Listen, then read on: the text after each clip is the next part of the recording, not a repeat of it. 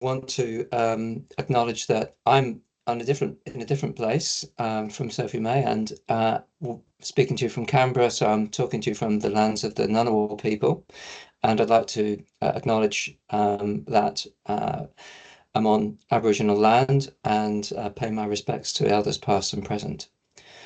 So I'm going to be presenting this paper, which is a kind of a bit of a work in progress. It's comes out of a workshop that was recently convened by Christian Rooming and colleagues at Macquarie University. Also, Bill Randolph and others were involved in setting that up. And that was a workshop on the topic of um, planning and housing, or housing supply and planning reform, I think it was the title of it. And so this was just one of 20 odd papers that were presented at that workshop with some, some common elements. So it's a little bit of a work in progress still because it isn't a published paper as such. We have submitted the paper, but we no doubt will be needing to do some revisions and improvements. So this probably isn't the final word on the topic, but my colleague Steve Pomeroy is a co-author. Some of you on the call might know Steve. Steve is a genius housing researcher from Canada and contributed obviously to the that side of the of the presentation or of the paper. So what I'm going to do is I'm going to briefly introduce the topic, and then I'm going to talk about, before we get to the real meat of this, which is in part three, I'm going to just contextualize this by comparing the housing affordability and production challenge, how that, the similarities and contrasts between Australia and Canada when it comes to that policy challenge. So then, yeah, then in section three, that's really where the meat of the presentation is. What are the techniques and approaches and funding commitments that are bound up in the Canadian and Australian approaches that we've seen developing over the last 3 or 4 years, and then a few discussion and reflection points at the end. So just to kind of get into the topic, we're looking at two countries here which both have seen, I think, a very noticeable reassertion of housing policy leadership by national government, by federal governments. In Canada's case, that came in the after, I think, 2016, when the Trudeau government came to power. In Australia's case, much more recently, when the Albanese government was elected in 2022. But in both of those cases, this followed on from a long period when federal governments from the coalition government in Australia and the Conservative government of Canada were really a kind of adopted a pretty hands-off approach to housing policy as a national as a national responsibility, and were um, tended to describe housing as a topic that was really not their main responsible. It was the main responsibility of others, not of them. Others being lower levels of government, so provinces and territories in Canada, states and territories in Australia, and the kind of national leadership of housing policy just was not there for most of the 2010s in Australia and for even longer than that in Canada. And so this reassertion follows on from a very long period where there was a very different attitude from federal government. And in this era, we've had, especially since 2021, when the Canadian government really sort of started to pursue the supply or the housing affordability issue with a lot more gusto, a strong focus on the supply side of the housing market. And there's a couple of quotes here from the finance minister in Canada and from our own prime minister, where they say in pretty unequivocal terms, this is the main game. Housing affordability is a problem we recognise. Housing affordability is a problem that, as a national government, we also take responsibility for addressing, and it's a problem of the supply side of the market. And I think that imperative is embodied in some very ambitious numerical targets for expanding housing construction, the output of the housing construction industry. And in Australia, a lot of people on this call will probably be very familiar with this 1.2 million homes, which I'll say a little bit more about later. That's a kind of a number of a size of house building, scale of house building for a period of time. But in Canada, it's articulated slightly differently. The intention to ramp up production sequentially, so that by 10 years' time, it will be around 500,000 a year, which will be more or less double the current output in Canada, which we'll look at in a minute. And one point I think it's fair to make about these kind of commitments and this sort of approach is that it is a kind of one of the appealing things about it from the government policymaker point of view is it is not as politically contentious as issues around the stress on the housing market that comes from the demand side of the market, not so much the policy, the supply side. So, it's easier to get a cross-party consensus on we must have more housing supply. It's very hard to object to that. And the media are totally on board for that, or largely on board for that as well. Housing demand, whether the problem of housing affordability is partly a problem of housing demand, takes you into more difficult territory, particularly around issues like migration and tax. So we've seen this rhetorical emphasis on action to address housing affordability very much, if it goes beyond we must have more supply, the answer to the next question is, and yes, the main problem is we have too much regulation, and by which we mean planning. And that, of course, is something which is relatively easy for federal governments to complain about because they don't directly control it.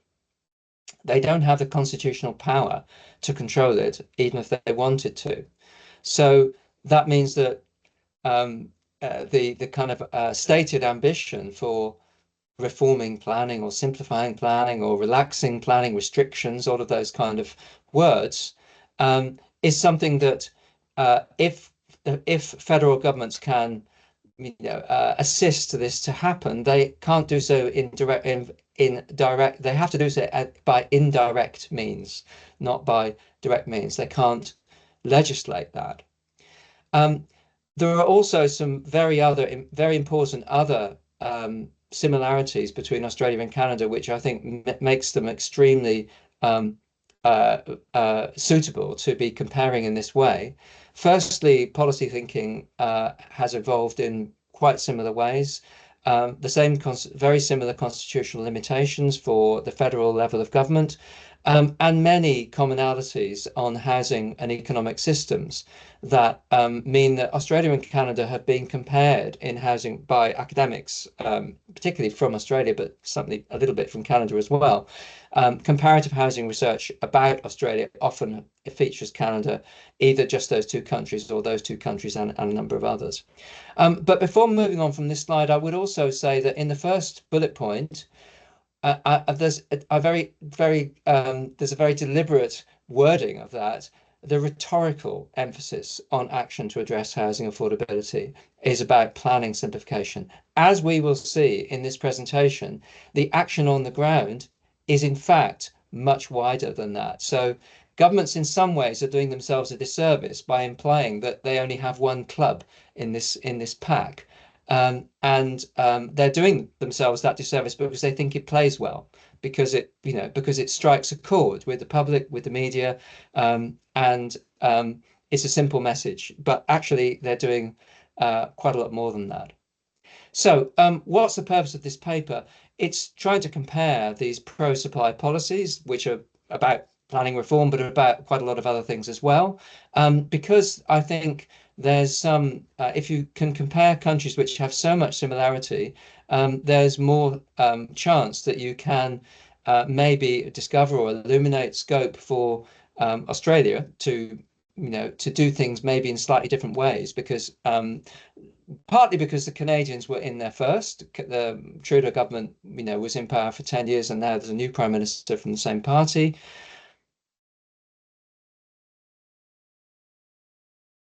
I'm not sure whether I'm still online, but I hope I am. Yeah, Good. I can hear you now. Good. Okay. Sorry, I just had an interruption there. Um, so to continue, the purpose of the paper is to make that comparison between these two similar countries, and to maybe identify some relevant learnings for Australia in particular. So let's look at the nature of the issue in the two countries, and see how similar the issue really is. Um, the first kind of point of comparison, I think, which I think is important, is how much of a problem is housing affordability in Australia and in Canada compared to other countries. We hear a lot about how Australia is one of the worst affordability challenges in the world, and there is some evidence for that. It's an extremely difficult thing to measure, for sure. What this graph does is not so much compare the sort of current point in time um, level of housing affordability or unaffordability, but what it does is it's comparing the change over time. And what it's illustrating is that when you look at across all OECD countries, and you look at the change in housing affordability from the mid 1980s to 2023, the two countries we're talking about here are right up there at the very top of the ranking. They aren't the top, because Luxembourg is the top one, but Luxembourg is a very small place, and maybe there are strange things about its housing market. But of all the, you could say, of all the major countries, Australia and Canada are clearly in a high league in terms of a problem that has got worse faster than it has in many other places. A second important similarity between the two, and maybe part of the reason why the previous graph showed them as being rather similar, is that they are countries which share internationally high population growth rates.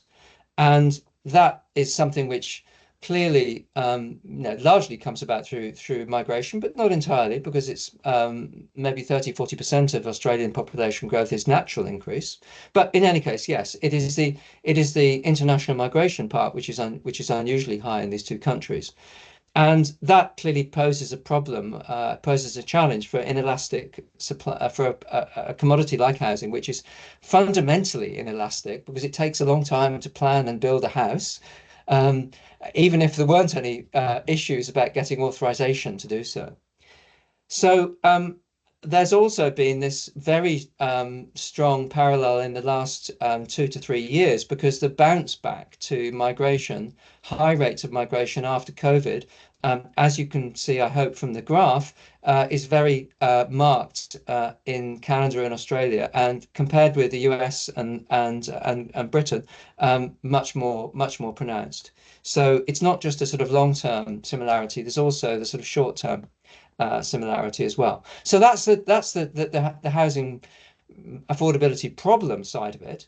What about the housing production challenge? Because that's also relevant to how countries are trying to deal with the issue. And we can see that from this graph, there's been some contrast between Canada in orange and Australia in blue. Um, yes, both countries have been hit by these problems of build cost inflation and higher interest rates, which have really made market conditions quite difficult over the last 2 or 3 years. Um, but Australia has probably got a bigger challenge from the kind of recent trajectory point of view, because we're currently seeing a level of housing production which is significantly below where it was in the mid 2010s, whereas the Canadians are not in that situation. Yes, there was a little bit of a peak in, what would it be, 2021, and the numbers are a little bit lower than that now, but it's generally speaking still an upward trend, whereas that's not true in Australia. We've seen a slump since 2017, which and with a minor recovery during the pandemic. We can understand a little bit more about this by comparing the trends in the two countries separately here between houses and apartments. And if you look at the Australian graph on the left, the first observation there, it seems there's really quite a significant contrast between apartments in orange, where there was a peak in the mid 2010s, and there's been really a big reduction back to the sort of level of the beginning of the last decade. And houses, which, yes, there was a peak in the sort of towards the end of the pandemic, but the level is pretty much the same as it was 10 years ago, 5 years ago, 4 years ago. So it's really the apartment supply side of it where the challenge resides in particular. In Canada, that's not the case at all. The Canadian comparable graph on the right is showing that the apartment growth has been healthier than houses during this period. So how do we explain that?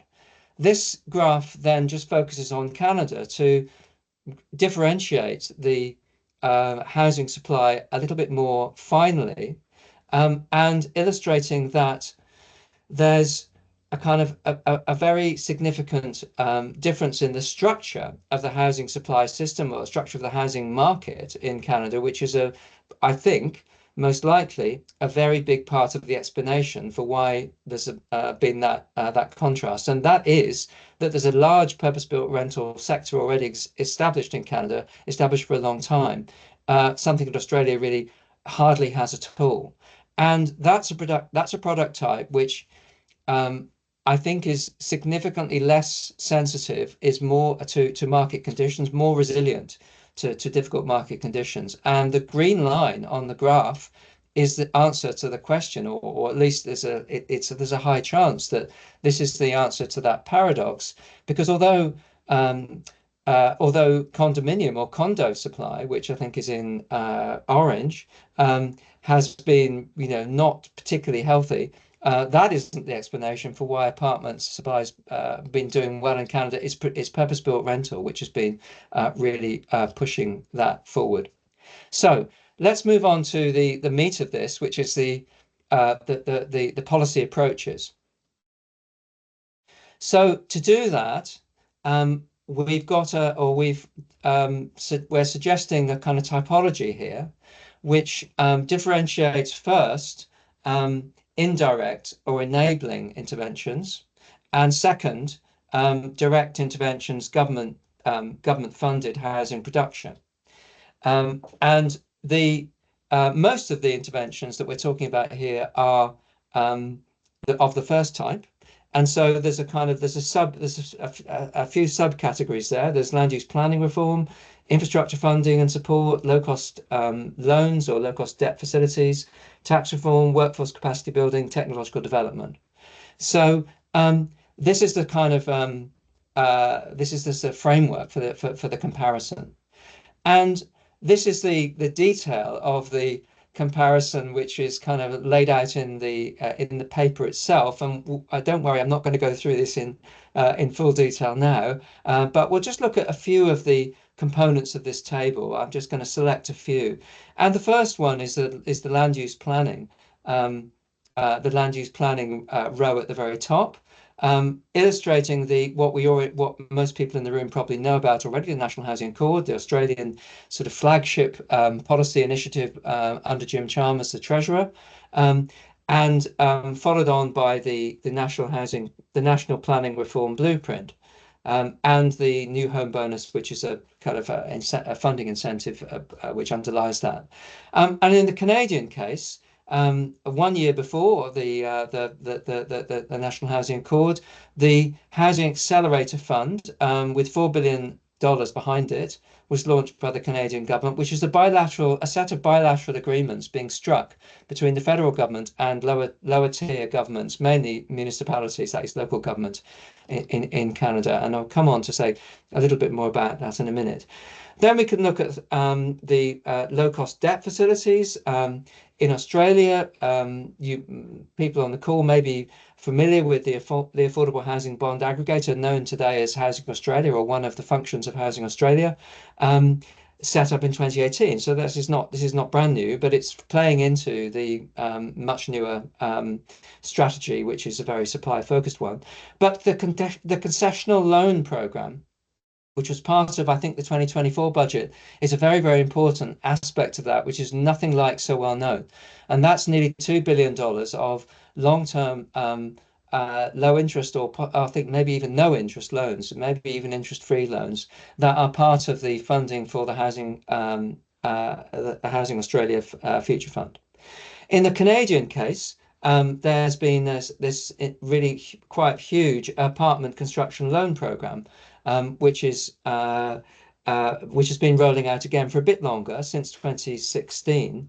And there's looking at this 55 billion in loan authority that's already been allocated to that. So that is enormous. Let's go on to talk about research and development funding for construction development or construction technology. In the 2025 budget, I think it was, the Australian federal government announced 54 million in assistance for modular housing research and development for the construction of modular housing. The Canadians have been doing this as well, but on a much, much bigger scale. So they have 25 billion in debt financing and 1 billion in equity financing for prefabricated house builders.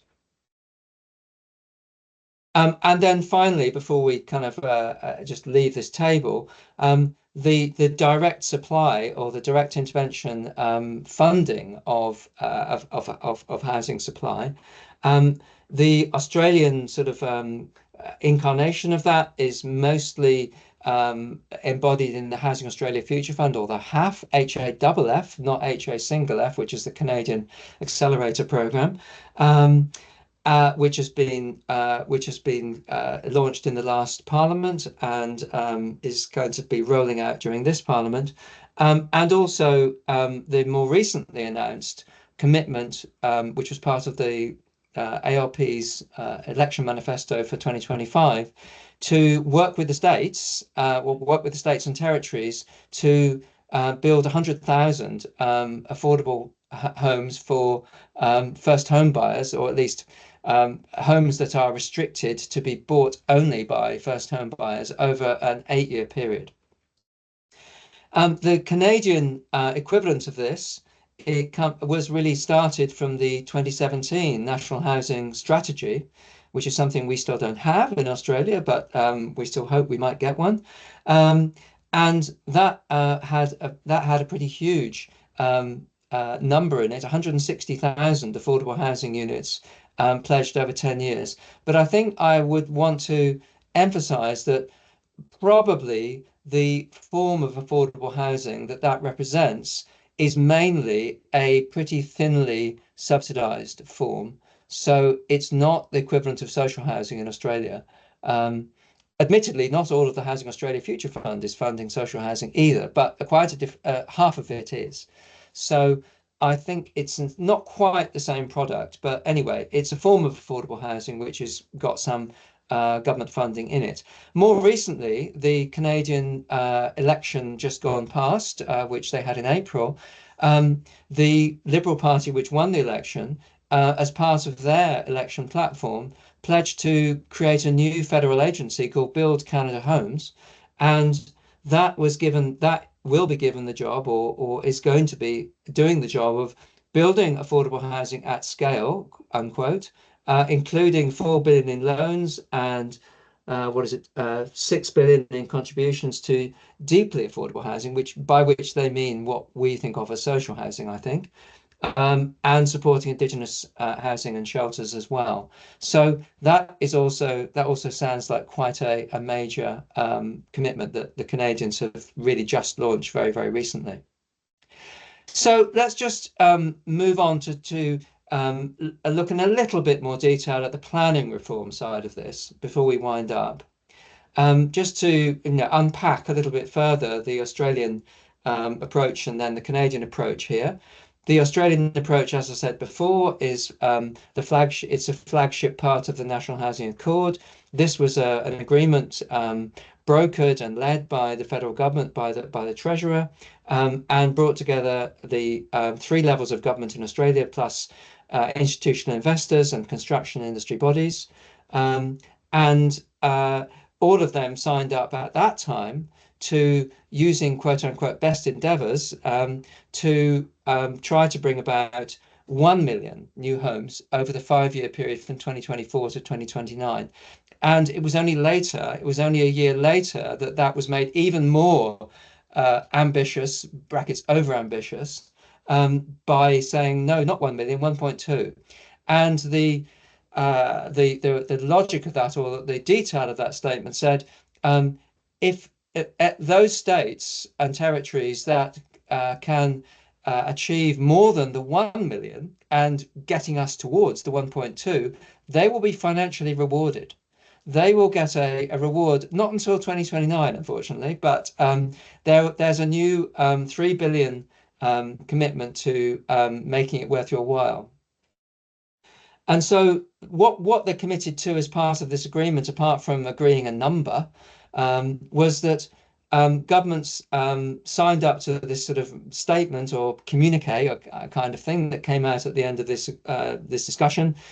They would improve zoning, planning and land release, planning and land use reforms that will make housing supply more responsive to demand over time. So that's the kind of overarching shared objective. And building on that accord, we had this subsequent meeting in 2023 that upped the target to 1.2 million and committed the lower tier governments to updating state, regional, local strategic plans to reflect their own the sort of proportionate targets, promoting medium and high density housing in the quote unquote well located areas, streamlining approval pathways. And it was at that point that the federal government said, well, we'll put $3 billion on the table for this.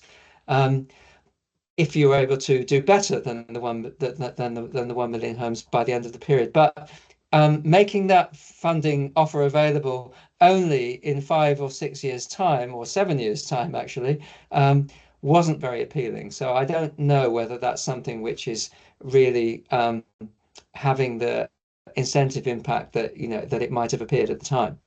They also broadened the National Planning Reform Blueprint to serve as a vehicle for wider housing production reform. So under that, states and territories also agreed to identify and rectify gaps in housing design guidance and building certification processes to ensure quality of new builds, particularly apartments. So I think it was I think we could say, or I would claim, I'll argue that this was like it was a kind of ambitious and sensible way to try to use this vehicle to go more beyond just a number, achieving some sort of slightly arbitrary number to improve harmonization of processes as well and standards. So what about Canada? This Housing Accelerator Fund, HAF, started in 2021 with $4 billion behind it. And the intent was to support municipalities, that's local governments in Canada, to supply faster than their historical average. Pretty simple vanilla kind of objective or on the surface. And the program has been operationalized by a series of agreements, by a series of negotiations between the federal government and municipalities to agree on very specific fund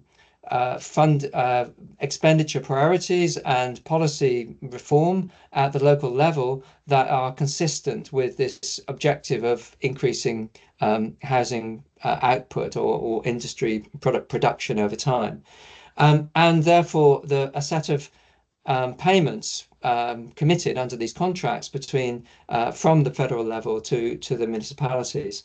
And we've already had 179 agreements even by last year, and maybe there are more now.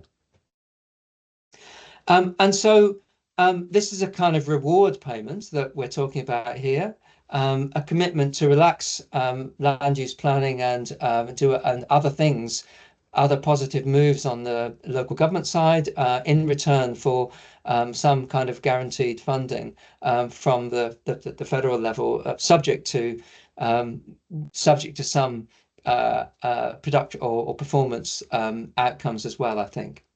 And so an example would be from the CMHC, the Canada Mortgage and Housing Corporation, from their report on the topic. London, Ontario, the first half city to permit 4 units as of right.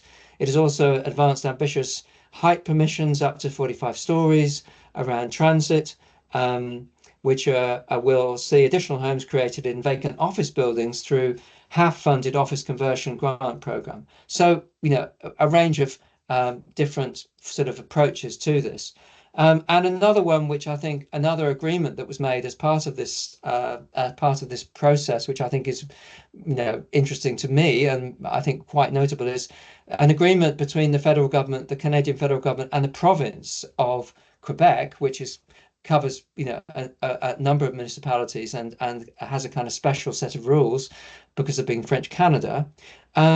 That agreement committed $900 million of federal money, and in return for that, Quebec pledged to match that with its 0.9 billion of its own funds, and all of those funds were committed to a development program for affordable housing. So just to get towards a wrap up,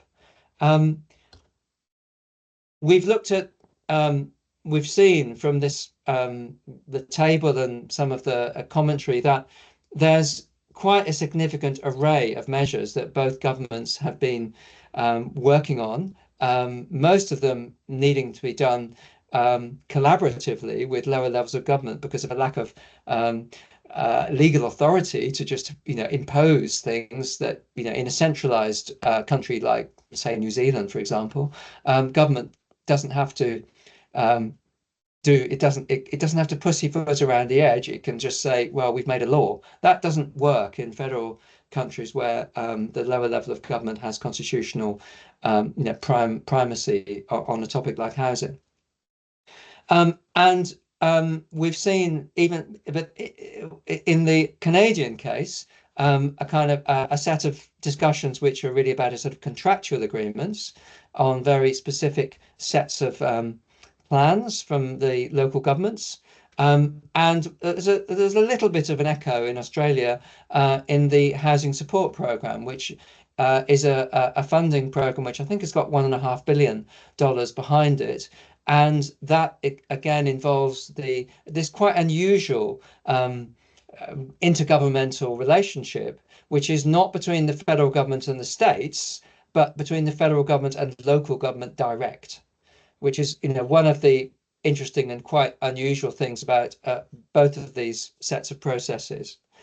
And this is a little bit reminiscent, particularly the way that the Canadians have pursued it, is a little bit reminiscent of another kind of more well-known approach to central local relations in the last 10 years or so, which goes under the title of city deals. And the city deals model was invented in the UK and toyed with in Australia under the Turnbull government, and I think even under the Morrison government as well.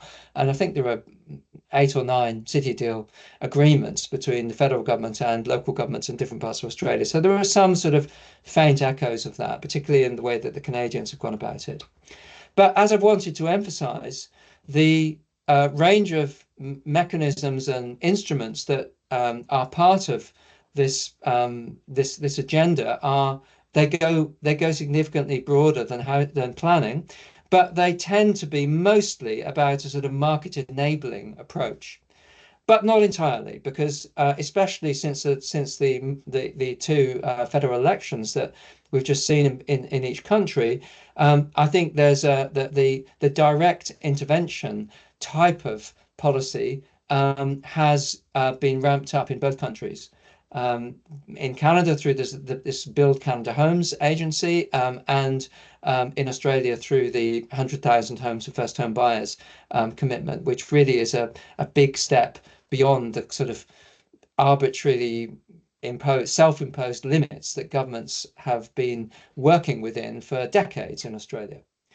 Um, we've also seen, I think, if you look at, maybe we couldn't go into this in enough depth, but I would argue that the big table that we looked at tends to demonstrate that a number of Canada's interventions are not just larger because Canada's a somewhat larger country, it's about 1/3 larger in population than Australia, um, but also they are larger, they are much they're disproportionately larger than that, compared with the Australian counterparts. Um, and I'm particularly thinking about concessional loans, tax reform, in relation to build to rent in particular. Yes, Australia's done a little bit of that too, but I think Canada's done it in a bigger way, even though it already has a much bigger sector. Which I think from the earlier part of the presentation we could see has already been an asset. And certainly in this area of construction technology, research and development, the Canadian commitment to that, so far, financial commitment from federal government, is massive compared to Australia. So, final slide. This is really attempting to enable expanded housing production via planning deregulation. That is what this is about rhetorically. I think tried to argue that there is in fact quite a lot more going on than that, but all of these supply methods or supply enabling approaches are subject to market conditions. They cannot override market conditions if market conditions are tough, and they are at the moment. They have been for the last 2 or 3 years, particularly because of relatively high interest rates, particularly because there's been this enormous spike in build costs since before the pandemic. And yeah, the rate of construction cost inflation has dropped way down now, but we are left with, compared to where it was, say, a year or 2 years ago, but we're left with a per square meter or per dwelling construction cost, which is far above where it was in 2020. And the same sorts of problems have occurred in Canada as well. So you can enable all you want, you can deregulate planning all you want, but you can't override those factors because that is the more important limiting factor for construction. You can't build it unless the market conditions and they allow it to be funded and built. So we've seen, I think, the 2025 elections in both countries demonstrating that the ambition around this sort of approach is actually growing. It's not something that governments are pulling back from. Yes, the two governments we're talking about were re-elected. So had there been a change of government, we might not be seeing a continuation of those things, but we didn't. We saw re-election of governments that were wanting to do more, to push harder, to spend, to commit more in financially as well. I would, though, finally say that this is not the whole answer. Even if market conditions make these sort of methods, effective, or provide some sort of more favourable setting. This presentation, this paper, doesn't seek directly to confront the one-sided view of the housing affordability problem. That's not its prime purpose, but we can't finish the paper without acknowledging that is my position, or that's how Steve and I see the situation. So what that means is that if governments are serious about tackling this issue, they can do, yes, by all means, do all of these things that I've described in the paper, but also recognize that the maldistribution and the inefficient use of the national dwelling stock is really significant. Those are really significant aspects that if you just ignore them, you're not going to be able to really make a huge impact on this issue. And with that, I will just show you the sources and hand back to the chair. Thank you very much.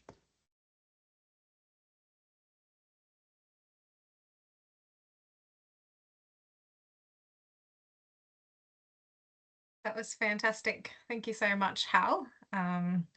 We did have a question which came through the chat early on, which we might begin with, and I can see that there's some hands raised as well as lots of virtual applause.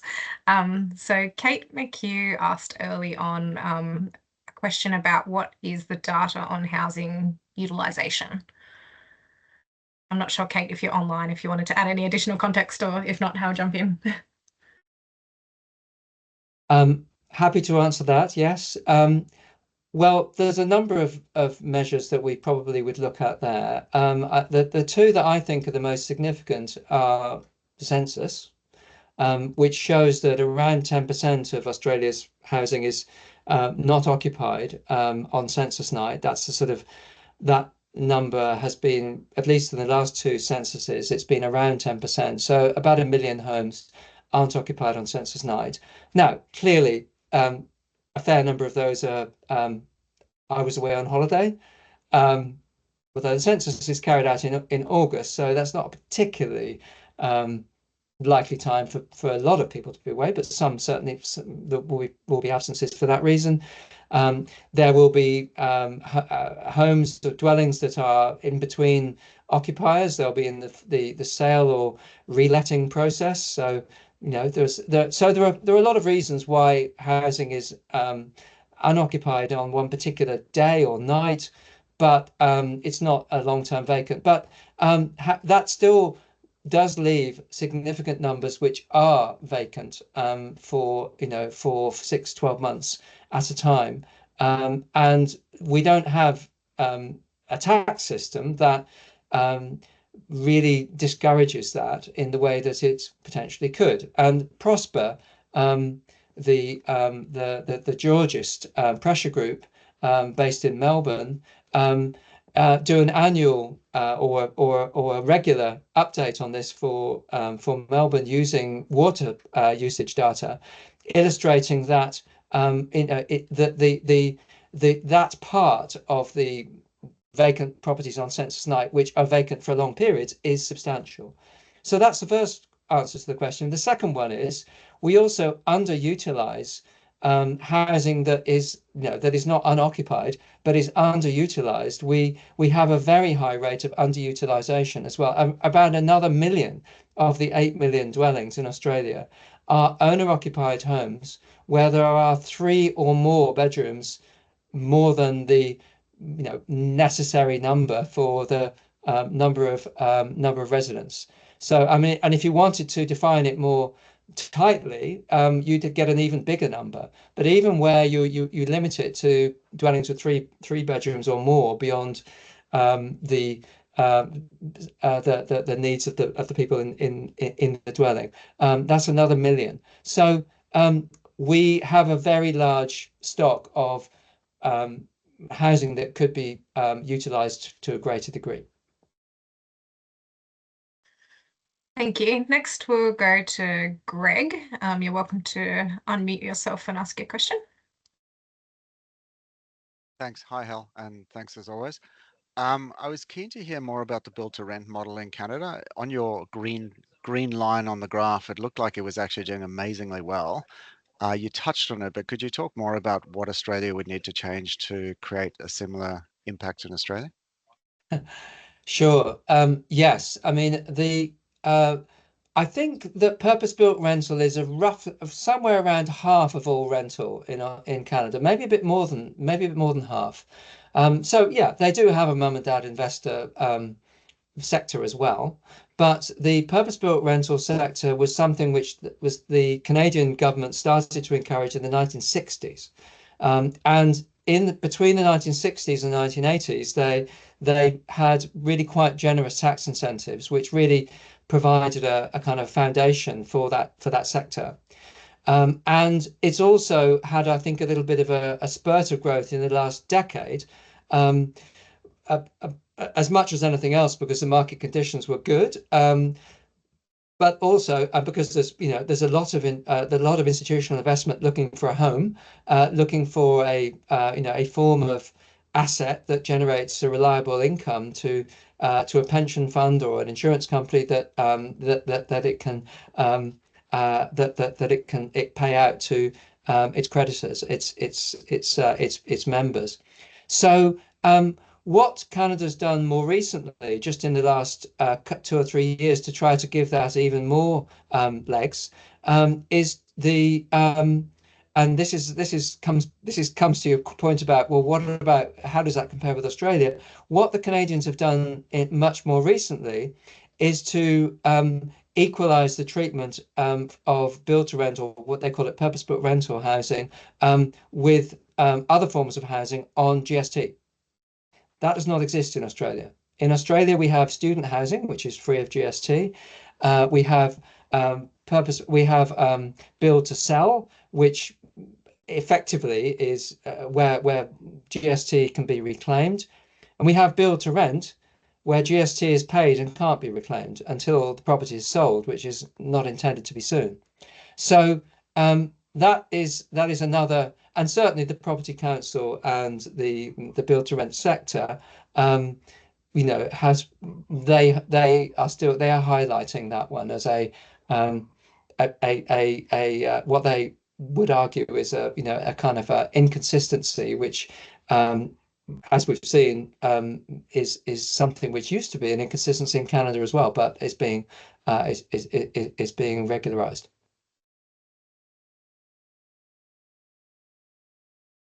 Thank you, Hal. We have a question in the chat box from Sam Austin, who's a practicing planner in Vancouver, working on various HAF projects, and was previously based in Sydney. So Sam says, thank you for the interesting comparison. Looking forward to reading the paper.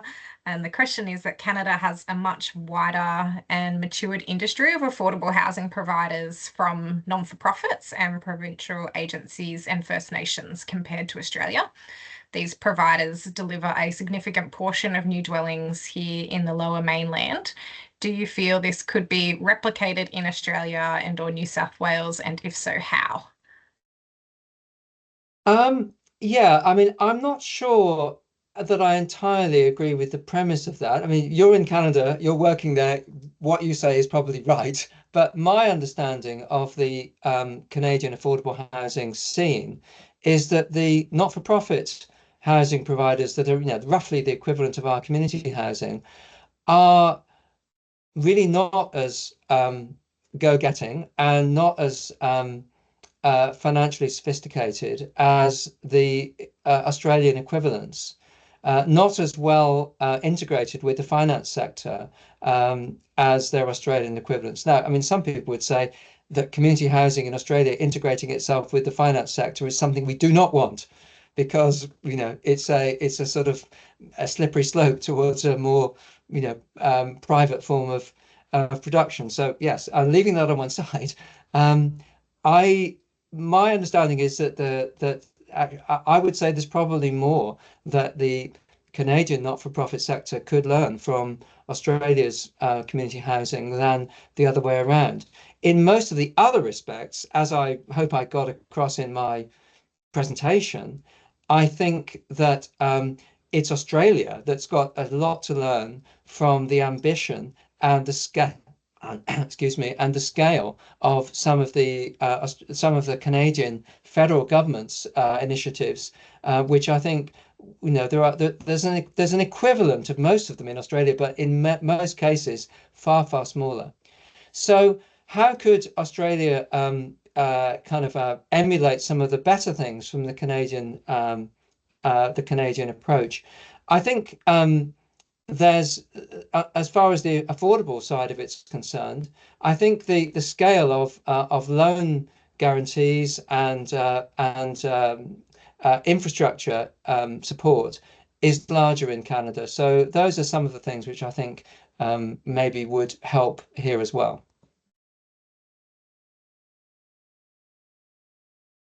Thanks, Hal.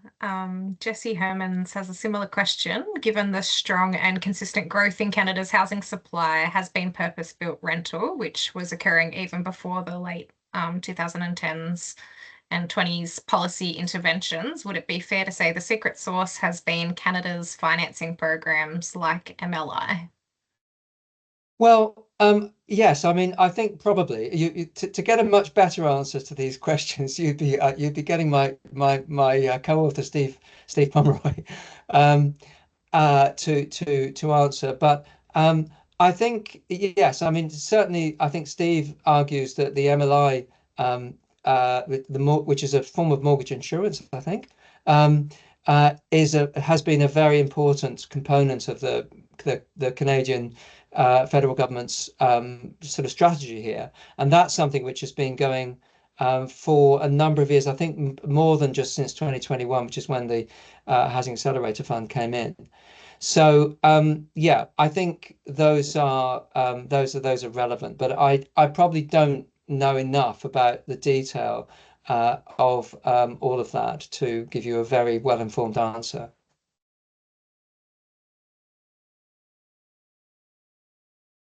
Thank you. And we have a question online now from Angela McCreska. You're welcome to unmute yourself. Thanks, Sophie, and thanks, Emma, for such a thought-provoking presentation. I wanted to ask if you came across in your research some data around how Canada's larger scale of investment has translated in terms of the homeless population. Just from personal experience, having visited Canada a few times and going to the larger cities like Toronto and Vancouver, it feels like the homeless population is much larger than places like Sydney and Melbourne, for example, but I haven't come across data around that. I think you're definitely right. Certainly in Vancouver, I think there's no doubt about that at all. And the phenomenon of homelessness or homeless encampments is a really big issue in other parts of Canada as well, even parts of Canada where it is phenomenally cold, for several months of the year. I mean, we've started to see a little bit of that even in Australia. Probably 5 or 10 years ago, you'd say, "Oh, that doesn't exist at all." Well, it doesn't exist in anything like that scale, but there are issues around homeless encampments starting to appear, and we've seen a lot of controversy in Queensland in particular recently around this and the way that local governments are, finding this a big challenge, and in some cases, responding in a pretty punitive way. Yeah, I mean, Canada does have a bigger unsheltered homeless population, if you want to call it that. Maybe even a bigger sheltered homeless population as well. And there hasn't been as much attention to federal funding or even state provincial funding initiatives that are directly targeting this, what they call deeply subsidized housing. We have seen, though, during the pandemic, a new policy, a new initiative was launched called the Rapid Housing Initiative, and that was very directly targeted to supportive housing, and on quite a significant scale. I think $6 million program initially, and maybe there's been more added to it more recently. So I think, we would personally, I would hope that continues and expands. My only reservation about it is that I think there's a little bit of a worry that the model of homelessness provision that is part of the Rapid Housing Initiative is a little bit ignorant of the sort of housing first model, and is congregating homeless people in quite large buildings in some cases, in a way which I think is really out of line with the kind of thinking that we would say is fairly widespread in Australia and other parts of the world as well, that a dispersed provision of supportive housing, floating support, is a better way of providing for homeless people. Right. Thank you so much, Hal. Really appreciate it. Thank you, Hal. I think that draws us pretty close to the end of our session, unless there's any final burning questions. Thank you very much, Hal, for a really insightful presentation. I know myself and many others on this call will be keeping a keen eye out for this paper when it is published in coming months. So thank you. And Thank you very much. everyone. Thanks everyone Thanks, for everybody. joining us. And we look forward to seeing you at future City Futures seminars, which occur on a fortnightly basis. So have a great afternoon.